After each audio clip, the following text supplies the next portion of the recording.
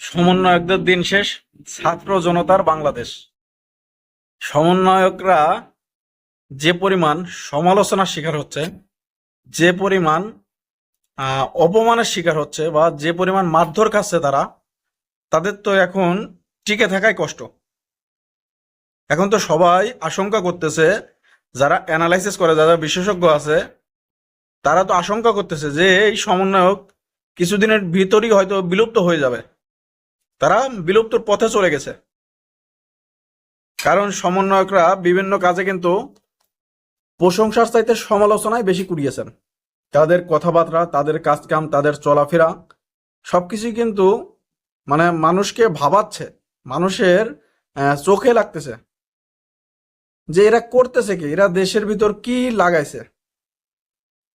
তাই এই ঘটনার পরিপ্রেক্ষিতে বা এই সব কিছুর জের ধরেই কিন্তু গতকাল রাজশাহীতে সমন্বয়কদের বেধড়ক পিটানো হয়। দুইজন কিন্তু খুবই গুরুতর আহত, দুইজনে মেয়ে, তারা আইসিইউতে আছে। তাহলে বোঝেন যে কতটা আহত।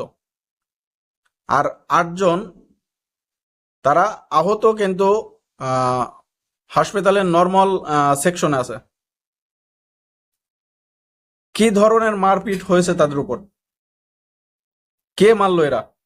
কিন্তু ধারণা করা হচ্ছে ছাত্ররাই মেরেছে, ছাত্র জনতা মেরেছে।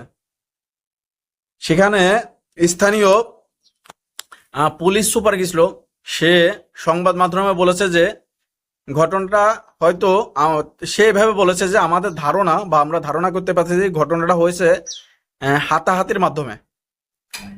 হাতাহাতির এক পর্যায়ে ঘটনাটা গুরুতর রূপ ধারণ করে, এবং এই সমন্বয়করা এখন যে অবস্থায় গেছে, তাদের পরবর্তীতে কি অবস্থা হয় বা তারা সুস্থ হয়ে ফেরে কিনা, এটা এখন আশঙ্কা করতেছে অনেকে।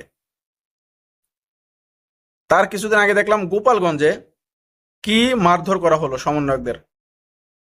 তার কিছুদিন আগে নারায়ণগঞ্জে, ঢাকা নারায়ণগঞ্জে, সেখানে সমন্বয়কদের মারধর করা হলো, তাদের গাড়ি ঘোড়া ভাঙচুর করা হলো। তো এই সমন্বয়করা কি এখন দেশের শত্রু হয়ে গেছে নাকি? সমন্বয়করা যারা জুলাই আগস্টে গণ অভ্যুত্থানের নেতৃত্ব দিয়েছিল, এই 4-5 মাসের ভিতর কি এমন হলো যে তারা ছাত্র জনতার শত্রুতে পরিণত হয়ে গেল? এই সমন্বয়ক নামটা কি এখন দূষিত হয়ে গেছে? এই সমন্বয়ক নামটা কি এখন অপরাধী হয়ে গেছে? নামটা, এই শব্দটাই কি অপরাধী হয়ে গেছে নাকি? যে এই সমন্বয়ক নাম শুনলেই তাদের উপর হামলা করতে হবে, তাদেরকে মারধর করতে হবে।